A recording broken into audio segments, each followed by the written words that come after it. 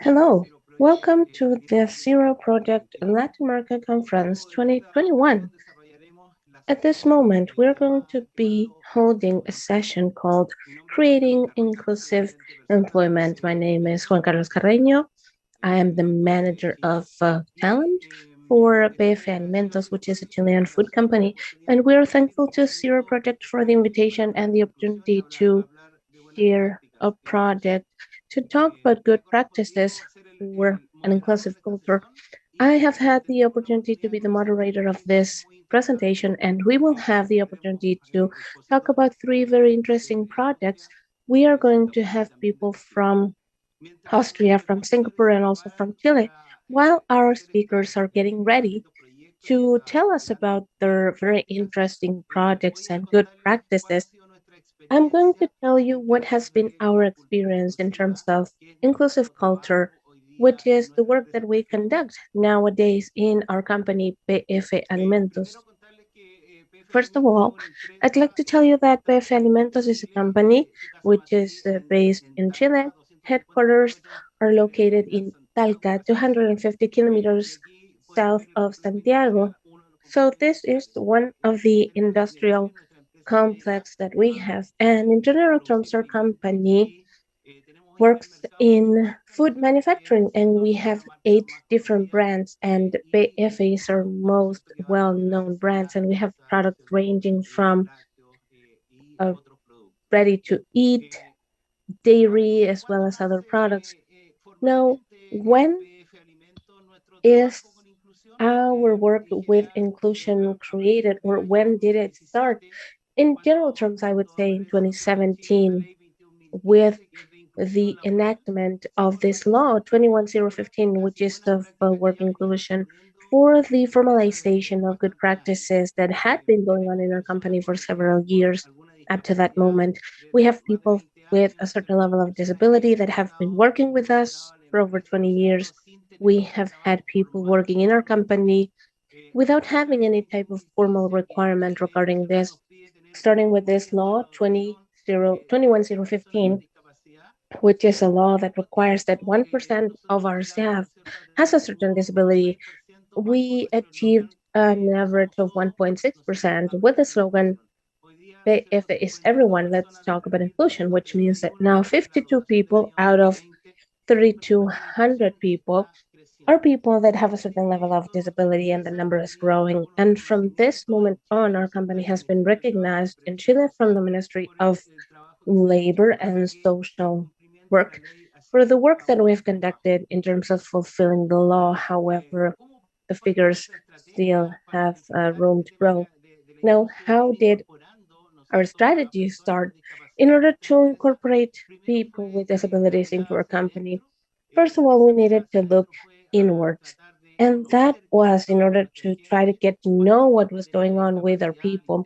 How many people did we have with disabilities? How to walk along with them, how to help them overcome their fears, because usually they do have fears regarding their work. And that was a very fruitful work, and we were able to overcome this 1% of the requirement that we needed to fulfill. So we were complying with the law, but that was not the end of it. We needed to move beyond that in order to have a work with inclusion, and that's when we started looking outwards to incorporate more people. And now 5% of the people with disabilities started working with us after the enactment of the law, and 95% are working within our company, which is very relevant for us. The strategy was that those that were already working with our company, we knew them, we knew their contribution, we loved them, and that allowed us to be more sensitive with new people with disabilities, to embrace them into our companies. But this isn't a work that we conduct on our own. In Chile, of course, we have the advice of the National Service for Disabilities, and we are part of a larger program which took place in Colombia years ago, and nowadays in Chile, which is the Productivity Compact, which is led by Foundation Descubreme here in Chile, and also with the IDB. We are part of REIN, which is a network of inclusive companies from the Chilean Manufacturers Association. And therefore, we are learning along the way and we are sharing our experiences with them as well. Now, what is our major challenge? What is the major challenge for us in 2021 to 2024? We need to create a culture of inclusion. What we have done so far, and we have been acknowledged by that, is that we've been able to move forward, even though we know there's still a long way to go. We are trying to create an inclusive culture. And our idea is, first of all, to have the support of the board of our company. And so we presented a project for 2021-2024 with the idea, with the purpose of raising awareness among our company because we have presence all over Chile. And this is a company which is based in another city, which is outside the capital, but we have presence all over the country. And we needed to create a policy, a responsibility regarding inclusion. That is our task. We also need to expand our networks with universities, with the public sector, and also with the families of our workers with disabilities, because within those families, there are other family members with disabilities, and maybe we can reach out to them and support them with our work. Also, we need to increase the number of people that start working with our company, people with disabilities, but we have to conduct a very inclusive and dignified work with people when they start working for a company. And finally, measuring our culture of inclusion. Measuring our culture is a major task. We are developing instruments that would allow us to measure how the work that we are doing moves on. Now, our work has been based in how do we want to create the job positions from disabilities or from their abilities, because usually whenever we talk about disabilities, we look at a person that sometimes lacks something instead of promoting their contribution to the company. So our challenge nowadays is to look at their abilities instead of their disabilities, and that has given us the opportunity to share with them great experiences. For instance, this is a quote from a worker that we do not have their name here, just their initials, JLM. This person is a worker that some time ago came to my office in order to reach an agreement, in order to leave the company because their disability was no longer allowing them to work. This was an unknown disability for the company, and we heard from that at that moment. So we gave this person the opportunity to be relocated, to develop their skills, because this was a young person. This person was 35 years old, a young person that needed to support a family. So we gave them the opportunity to be relocated, retrained. And at the first time, it didn't really work out. And in the second attempt, it was a success. So this person said, I feel important. I feel that I am a contribution, and it makes me think that I am another link along the chain. I love my job and I will take care of that job. I believe this is the most important slide in my presentation because this is a result of the work that we have conducted. Just an example for you. Finally, I'd like to mention that the final objective of our project is to create a culture. And in order to do that, we need to know that this is an ongoing work. This is a long term work that we have to engage in together. We are convinced that we have to do the work because good practices shouldn't just come and go, they have to be here to stay. And that is what we are working on. Well, that is it. And now comes the time to listen to the experiences of our speakers. And I would like to start with the first speaker, Thomas from Innovator Learning, the founder of this company with 25 years of experience as an international executive working in different multinational companies all over Europe, Asia, Austria, and New Zealand. His main field of work is e learning with customers in over 10 different countries that are mostly multinational companies and also government entities.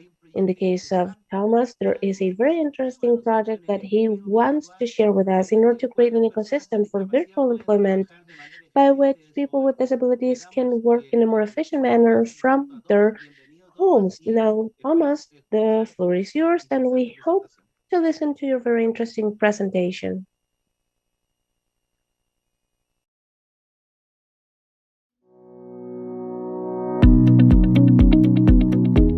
We have more than 100 people on our payroll working from the safety, comfort, and convenience of their homes in more than 10 countries around the world.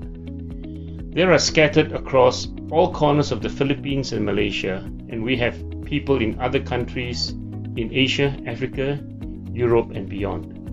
Genashtim is registered in Singapore and Malaysia, but we do not have any office there nor anywhere else in the world. We like to tell people that we are nowhere and we are everywhere. About half our revenues are from Singapore, where we serve 4 government ministries. Most of our other clients are multinational companies, academic and government institutions. We have clients and students from all over the world. Because of the way we operate, we are able to support our clients 24 hours a day, 7 days a week in a seamless manner. This is irrespective of epidemics and pandemics, typhoons, hurricanes and flooding, earthquakes and other natural or man-made disasters. We have been operating in this manner since 2008, firstly by leveraging technology. We use a wide range of collaborative platforms, including software that enables us to monitor remote workers. Our virtual office is an evolution with third-party tools as well as own developed ones. Secondly, and perhaps more significantly, is culture. It is obvious that how we manage our people and build teams has to be very unique. Our supervisors and leaders have to be focused on output and results from their team members who work remotely. For the right people, this convenience and flexibility provides work-life integration, which is preferred over work-life balance. This means that you can shape your work and your personal life to fit each other. We have a global award-winning tribal system, which connects employees from different departments at a personal level.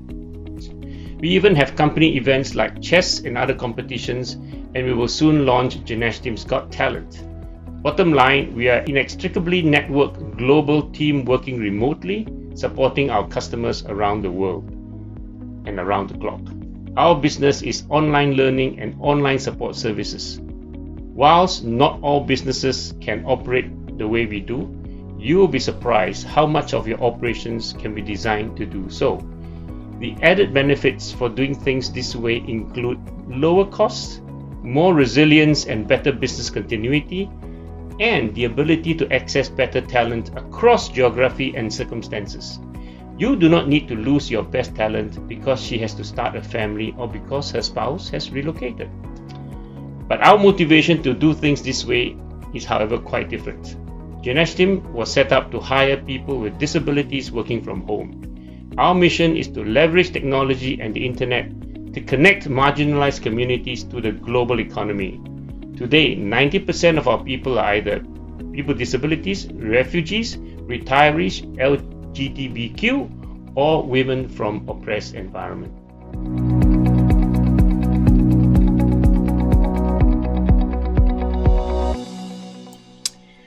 That video was produced in October 2020.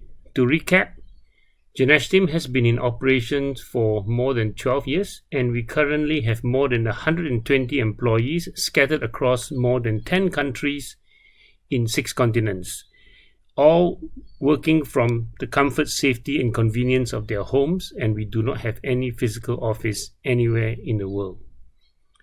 60% of our employees are persons with disabilities, 20% are refugees, and another 10% are seniors, LGBTQ, and from other marginalized groups. Let me introduce you to a few of them. Hola, mi nombre es Vanessa Velasco. Hello, my name is Vanessa Velasco. I am 36 years old. I am from Venezuela, located in South America. In my 20s, I was diagnosed with rheumatoid arthritis and also Sjögren syndrome, which affected my life. And also, I was informed that I would be unable to get pregnant. But after years, I was able to get pregnant, and now I have a little boy. But the pregnancy affected my kidneys, and I developed a kidney syndrome that requires me to take medications on a daily basis. Having been selected to be part of the company was especially a great opportunity of growth in the middle of the pandemic and an opportunity to learn new things and to develop myself in new areas that I had never developed myself in due to the different difficulties that I have gone through. Being able to help the community of people with disabilities is showing everyone with a sentence that I've learned in the company, which is I can, to be able to raise my child to see him become a man of good, are one of the goals that I have in my life. And always remember, yes, we can.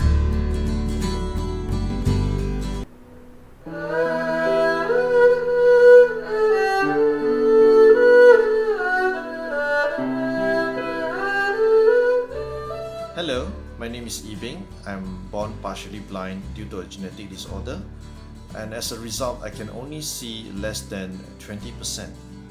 In Genashtim, I'm serving as the section manager in the ESG department, supervising overall ESG services that we offer for our clients and also assisting our CEO in this area. I'm using Screen Reader, a special application for the blind to operate the computer in order for me to perform my daily tasks at work. And joining Genashtim has been a great blessing for myself because I have already achieved financial independence and also able to purchase my very own first house. And in fact, looking forward, I wish I could improve myself, learn more, and be an inspiration to other people who are like me out there. Hi, I'm Therese Margaret Saranza. I work as a client support executive in the Cornell Department of Genashtim Innovative Learning.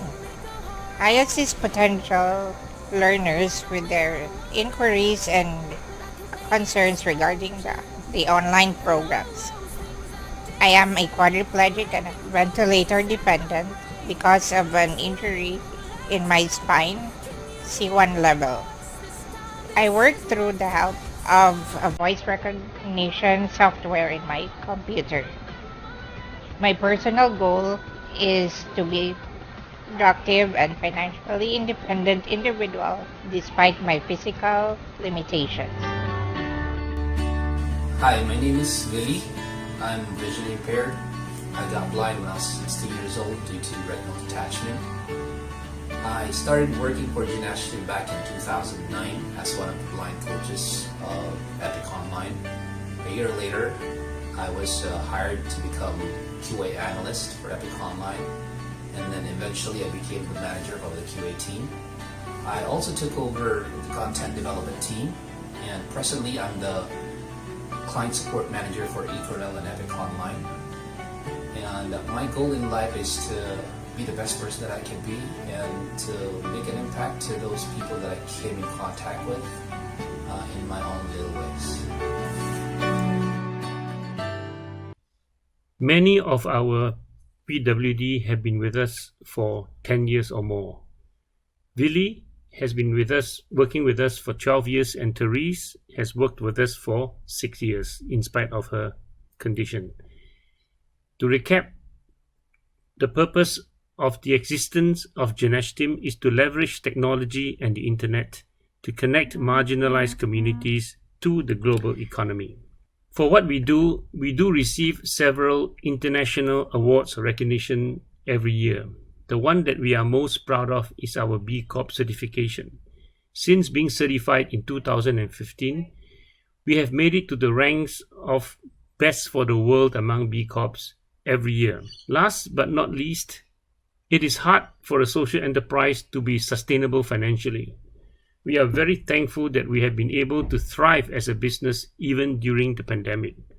Our clients are mostly multinational companies and government institutions. 80% of our business is acquired on pure commercial terms, means our clients don't really care about our social impact. We compete on government open tenders, particularly in Singapore. And we have some long-term contracts with our clients that are on 3 years, and some of our clients have been with us for more than 10 years. On top of that, we have been doing sustainability work for the Singapore government, ASEAN region, as well as for B-Lab Global. Ladies and gentlemen, thank you so much for taking the time to listen to me today.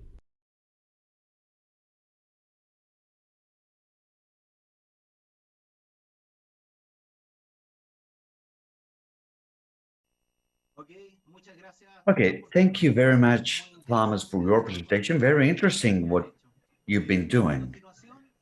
And now I want to introduce our second speaker. He's Rodrigo Carvajal, General Manager of SecoChile and Vice President of the Network of Inclusive Companies of SOFOFA in Chile, member of the Board of Directors of the Ibero-American Inclusion Network, consultant in development of inclusive projects, social culture, inclusive culture, and management of projects for people with disabilities. SecoChile, which is led by Rodrigo Carvajal, is a social company that renders services of car washing, which is ecologic, to companies all over Chile. And currently, they have 55% of employees with disabilities. We welcome Rodrigo, and we will want him to share his presentation. Go ahead, Rodrigo. Hello, good morning. I'm Rodrigo Carvajal, General Manager and founder of the company SecoChile.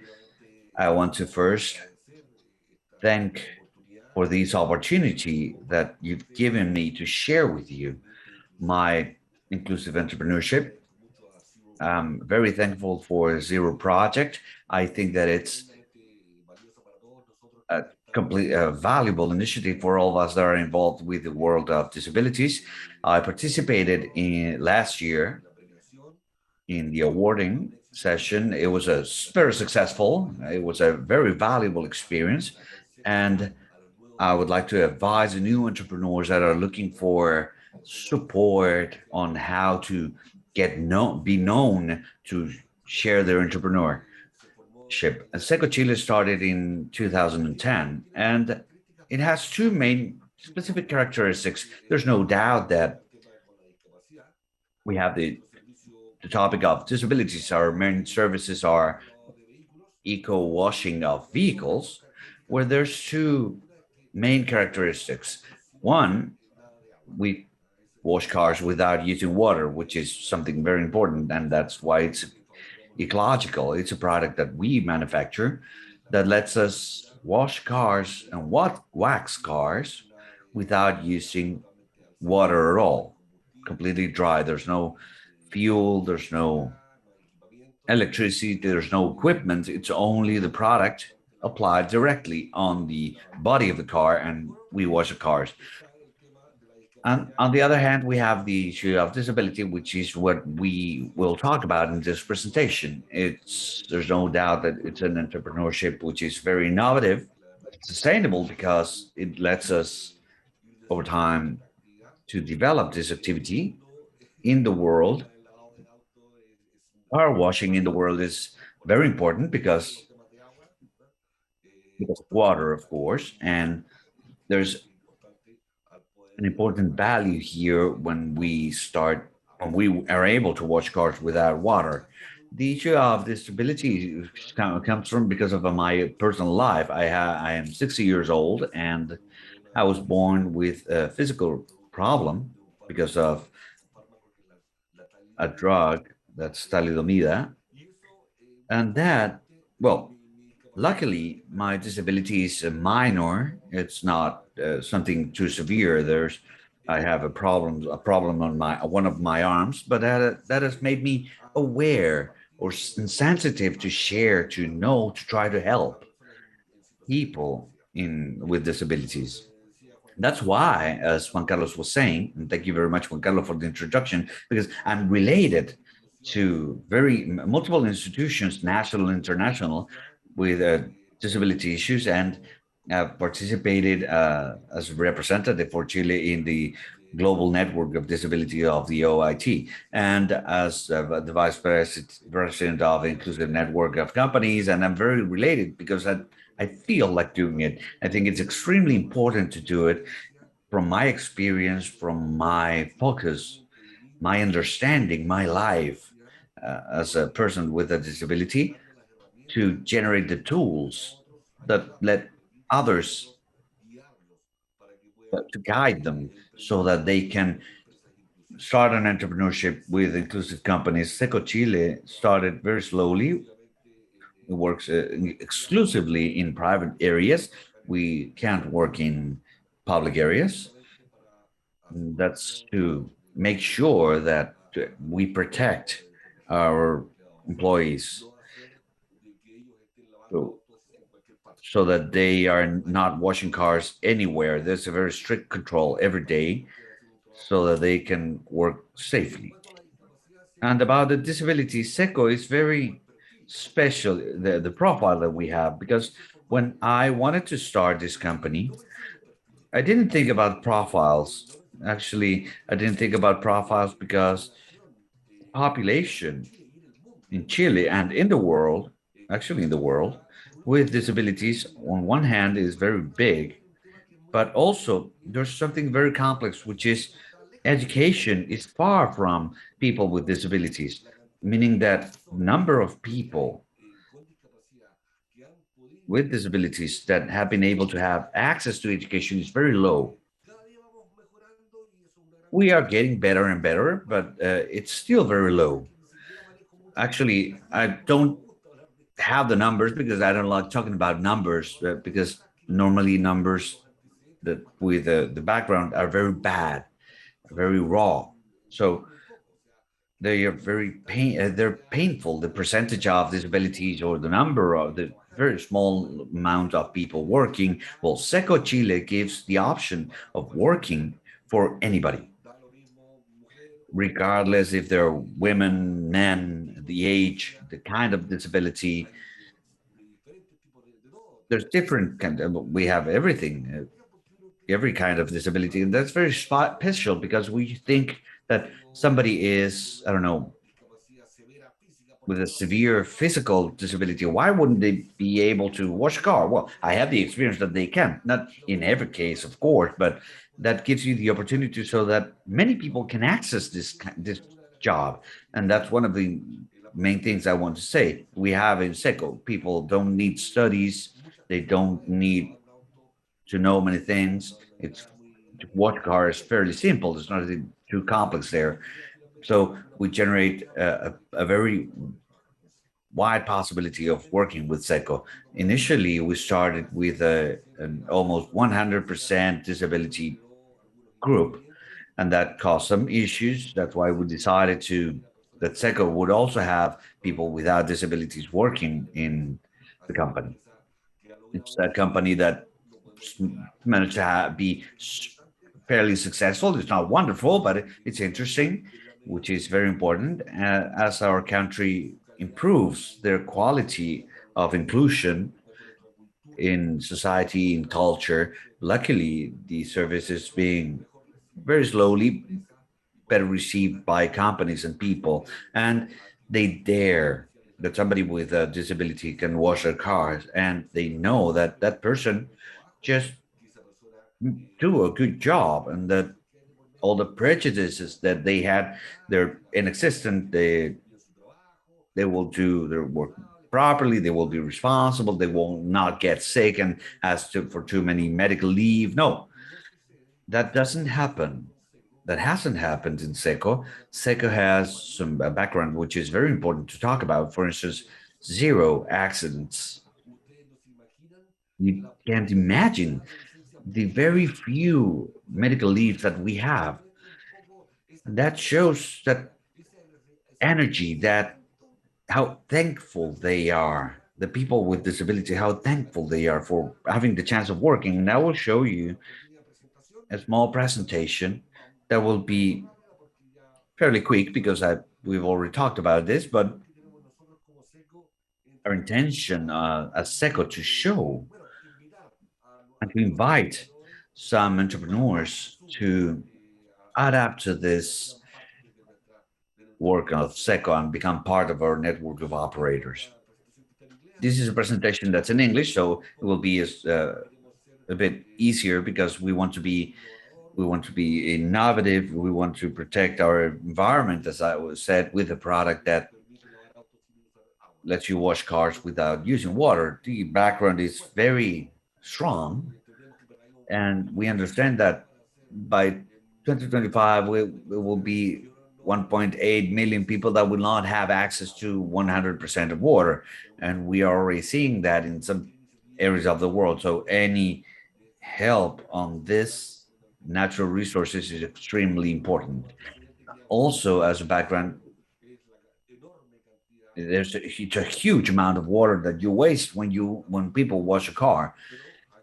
But here's the solution, and the solution is to wash a car using a cloth and the product that's applied directly on the body of the car without using a simple drop of water.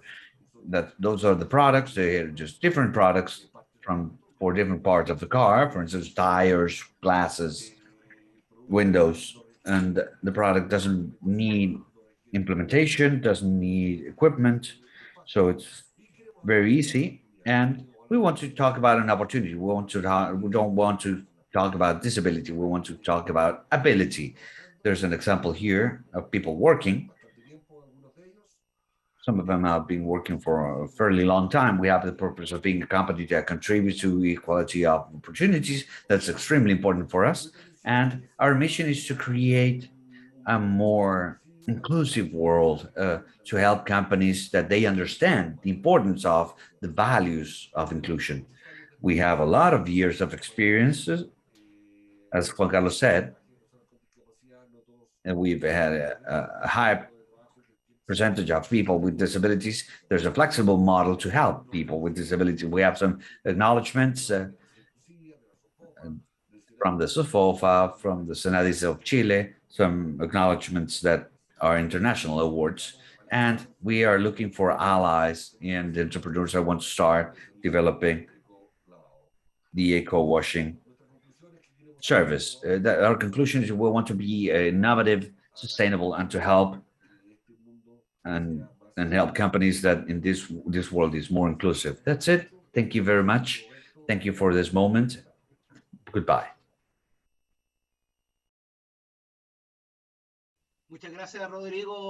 Thank you, Rodrigo, for that presentation. It was a very interesting presentation, and it's a very good work that you're doing in SecoChile.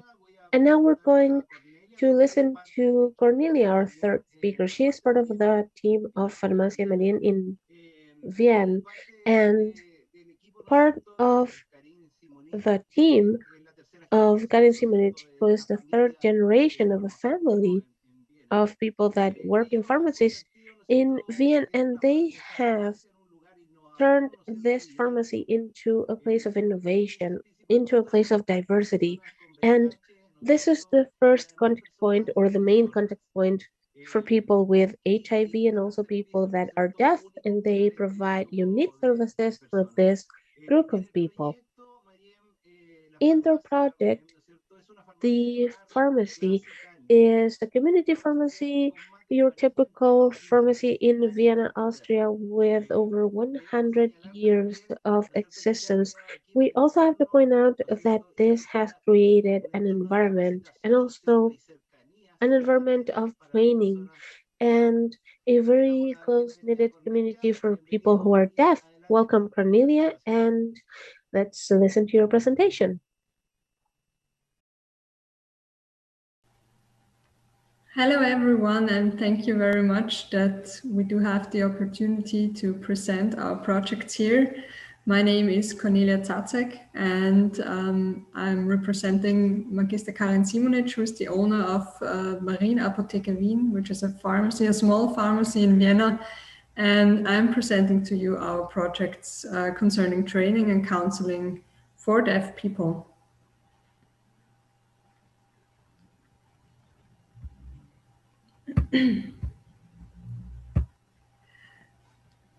We are a barrier-free pharmacy in the heart of Vienna, and we have a strong focus on diversity. You can see our pharmacy right here in the picture.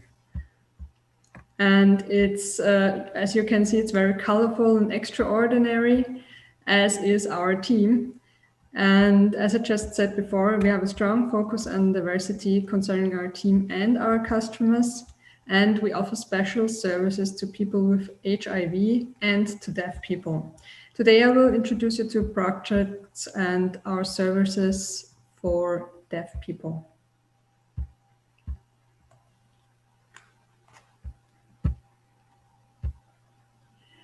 In 2008, our first deaf apprentice started at the pharmacy. You can see him right here in the picture. It's David Ibora. And when hiring David, we started to create a barrier-free work and training place for deaf people. For example, sign language interpreters support team at vocational school. And during the on-the-job training at the pharmacy, we provided ourselves barrier-free teaching material, and the whole team was trained in sign language. We offered sign language courses for the staff.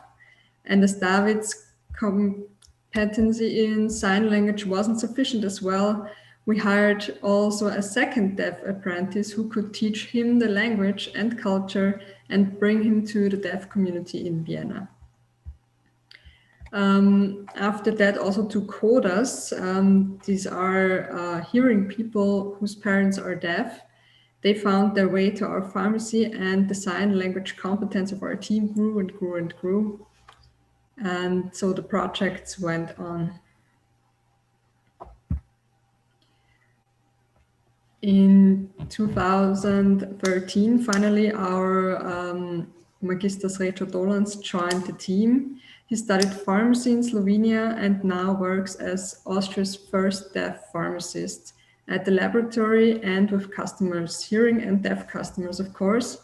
And for the first time, deaf people in Austria could really get fully comprehensible and accessible advice on pharmaceutical topics in sign language. So with hearing customers, Srećo works with his sign language interpreters who are paid by the Austrian Ministry of Social Affairs.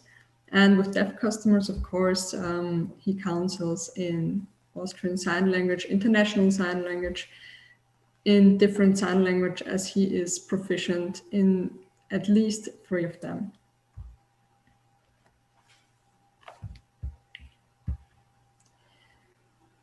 One year later, we also started with short videos in Austrian Sign Language on health topics like, for example, sun protection, influenza, HIV prevention, or healthy nutrition. And these videos are free and accessible for all, as they come with subtitles in German.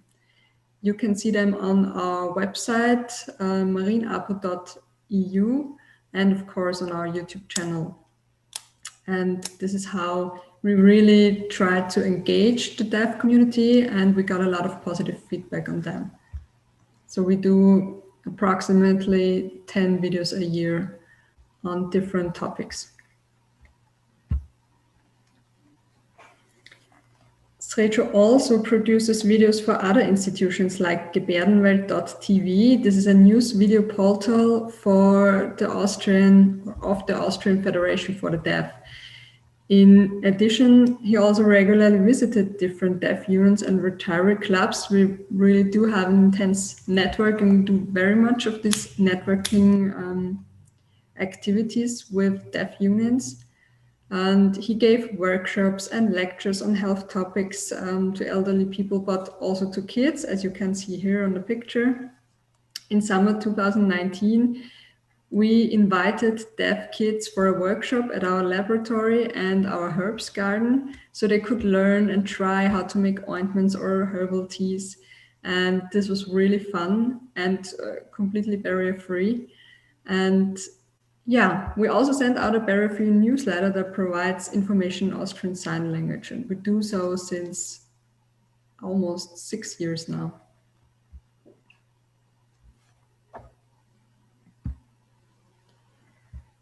Yeah, in the past years, we worked a lot on a lot of projects with deaf unions and other institutions. And one example is a barrier-free book for deaf children on topics like first aid and what to do when ill, that we created together with a deaf educator. This project spread over a whole year, but in the end, we created a really nice book, and that could also be that can be ordered by schools and deaf schools especially. And as we offer these services, especially our videos and all the workshops that SecoChile does with elderly deaf people and kids, these services all promote health literacy for deaf people. That's why we're also affiliated to the Austrian Platform for Health Literacy, gaining an even bigger network in this area, and had the opportunity to start a lot of more interesting projects and get a lot of new contacts and spread the word. And yeah, gains. It's a great opportunity to give more attention to these topics.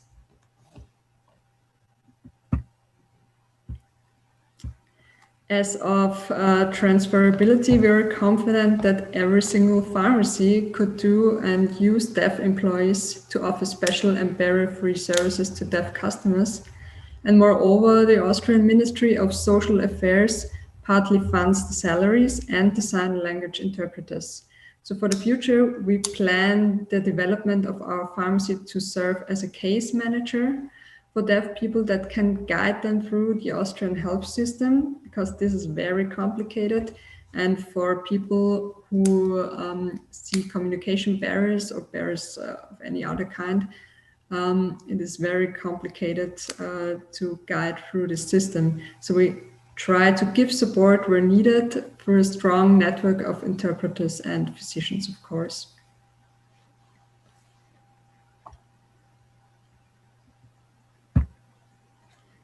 Yes, that's partly it. I'm really thankful for the opportunity to present our projects here.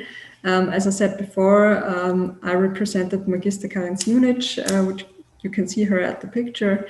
And we are really glad if you have any questions or if you're interested in cooperating with us, please just contact us per email. And yeah, thank you very much for listening.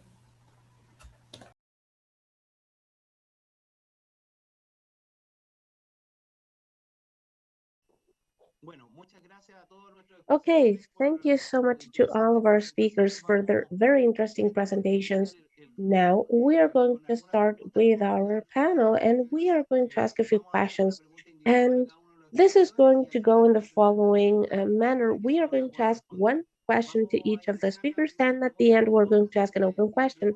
We're going to start with Thomas, and the question for you is, what has been the impact of the COVID-19 pandemic for the development of your project, and how have you addressed the pandemic from the perspective of your project? Thank you, Juan Carlos, for that question. The interesting thing is that COVID-19 has been a very positive event for my business because our business started 12 years ago to employ people with disabilities, and because of commuting problems and accessibility problems, we started a remote work company 12 years ago, almost 13 years ago, actually. So we have been working 100% remote for so many years. So when COVID-19 came, for us, it was just business as usual, number one. Number two is that because we were working remotely, we decided that we would, the relevant business for us would be e-learning and digital support services. So we focus on doing e-learning very early, more than 10 years ago. And we also provide support services like IT support, database management, programming, web development. And so all these services became much more important and much more in demand during COVID-19. So as a result, in the year 2020 of COVID, the first year of COVID-19, our revenues increased by 50%. And we are also still growing this year. And by next year, 2022, our revenues will be 300% of the revenues before COVID-19. So we are one of those very lucky companies to have positioned ourselves. And we position ourselves not because we had the foresight, but because we wanted to employ people with disabilities, and this was the business that we could do. Thank you.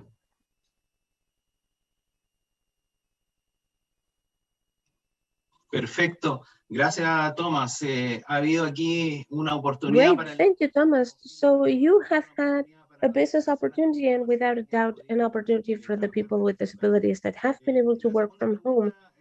The second question is for Cornelia. And Cornelia, what has been the reception of the community to your initiative or to your project? Can you please tell us which have been the positive effects for the community that lives nearby where you work? Thank you very much for your question, Juan Carlos. It started slowly, to be honest. When we started the project, the deaf community slowly started visiting our pharmacy because the word spread that we do have the single pharmacist in Austria that is deaf himself and that he can communicate in Austrian Sign Language. And as the word spread and more deaf people came, and we also very intensively networked with educational training centers for deaf people, with deaf unions in Austria, and we actively engaged the community in different projects. Then soon more and more deaf people came, and they gave us really very positive feedback because they had for the first time the opportunity to really get information, really important information on medication, on different health topics in their mother tongue. And it is not very widespread in Austria in the health system that every information is provided in Austrian Sign Language. It gets better, and it got better through the pandemic, luckily. But yeah, this is the reason why our projects had very positive feedback from the community and still have.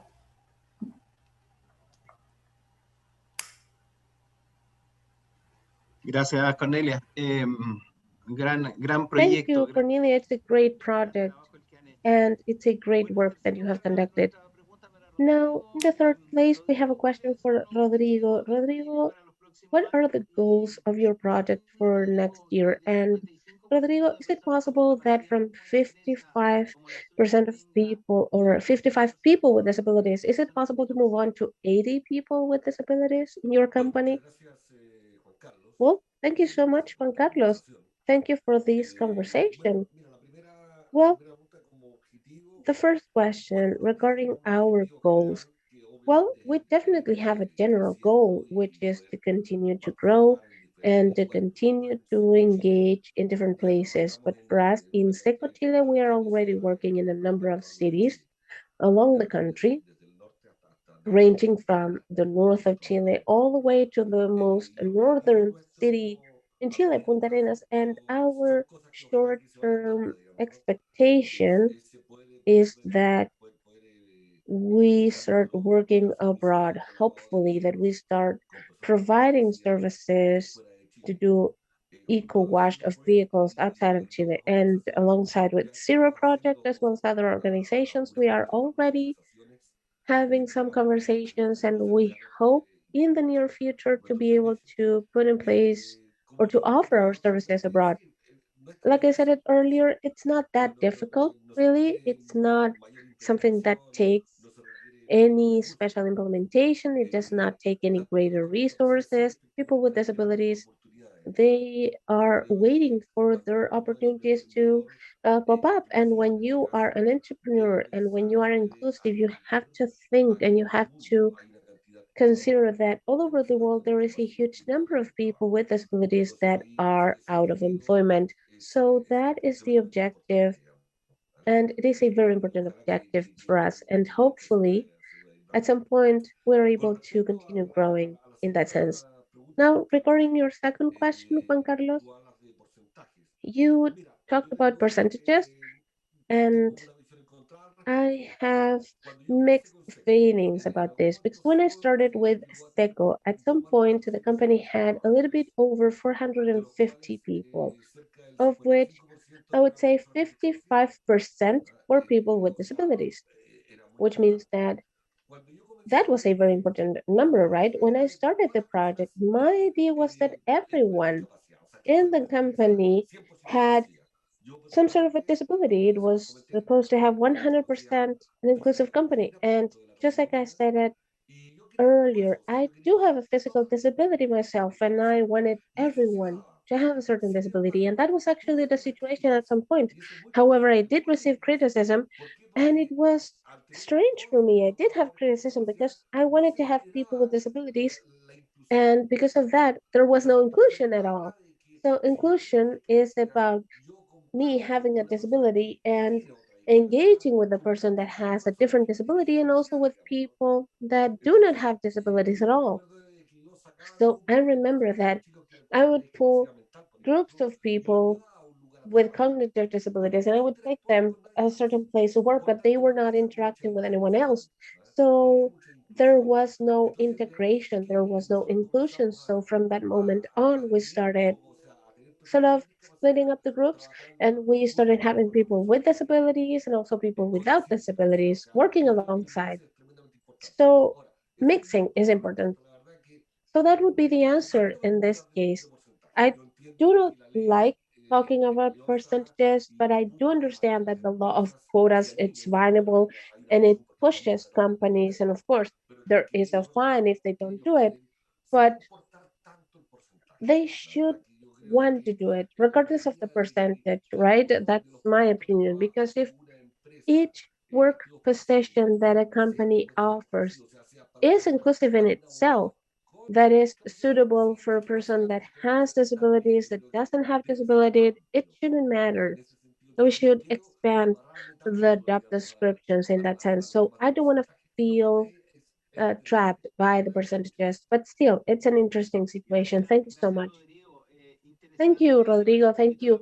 It's interesting to take the question a little bit further because it's a very important element in your answer. It's not about percentages, it's about living an inclusive life, and that means sharing all together. Thank you, Rodrigo, for that, and thank you for your contribution. And now, a question for all three of you. And in your experience, in your projects, in your activities, in your companies, did you ever second guess yourselves? Did you ever doubt continuing with your projects? Let's start with Thomas, please. Well, yes, of course. I mean, our company lost money for 6 years and only started to break even in year 7. So we were at very points in time, we were totally kind of cash strapped. And of course, it's so easy to think about walking away. But we have since turned around. We started to break even in year 7, and the last 5 years we have been mildly profitable.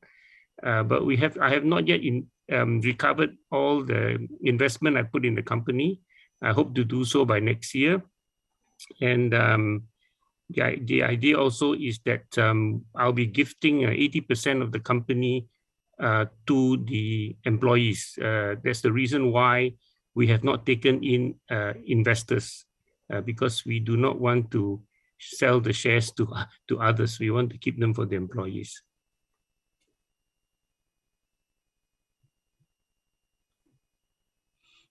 Perfecto, muchas gracias, Tomás. Cornelia, nos cuenta si han tenido alguna oportunidad. Thank you, Thomas. Cornelia, at some point, did you ever question the continuity of your project?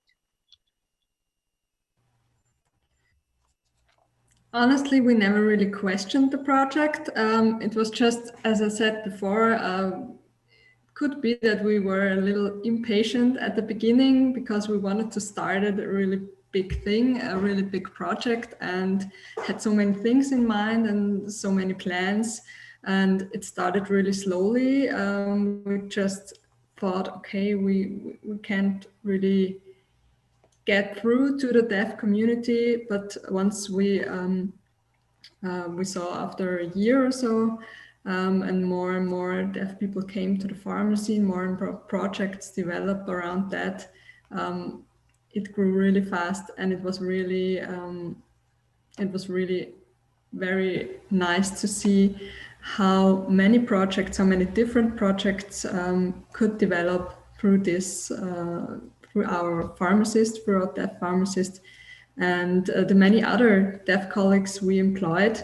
And we just hired today another deaf apprentice, and it's really nice to see that they know our pharmacy all over Austria, and deaf people actively actively send their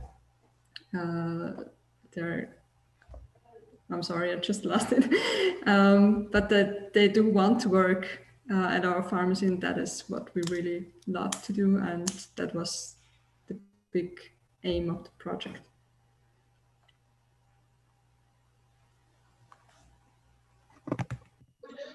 Gracias, Cornelia. Thank Rodrigo. you so much, Cornelia. And Rodrigo, what about yourself?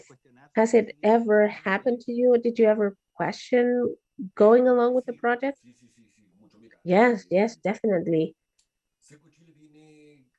SecoChile has existed for 11 years now.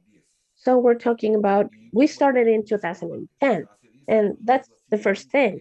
10 years ago, the situation of inclusion was very different. The interest, the concern from the state, it was very different from the situation that we have nowadays. And I believe that in that situation, the law has provided visibility to the situation of people with disabilities, but our society, it's not an inclusive society in itself.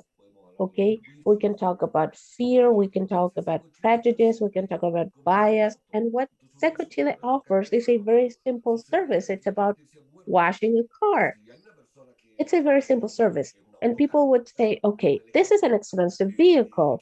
Let's say, for example, what if they damage the vehicle somehow? What if, because we worked in the parking spaces of the companies, what if an accident happens, for instance? Those were the concerns, those were the biases. We've been going on about that, and they do exist. And there was a certain reluctance, okay? They would say, yes, your initiative is good, but let's wait, let's see how it goes.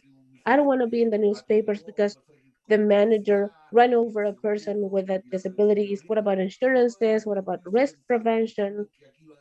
It was a bias. Everyone thought that this was going to be a problem. But fortunately, after 11 years of work, we have not had any accidents.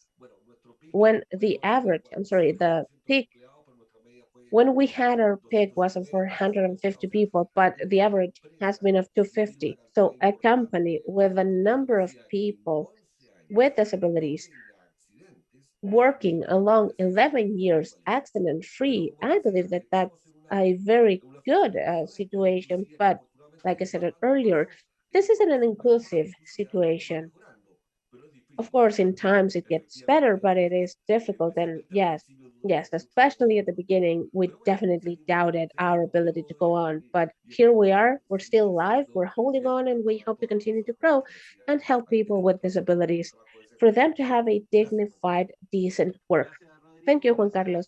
Thank you, Rodrigo. Thank you, everyone, for this very good day, for this very interesting session regarding creating inclusive employment. I believe that we have heard different experiences that have uh, been put in place achieving the objective. So we started with the first presentation talking about virtual employment, creating an environment revolving around virtual employment that can be performed from home.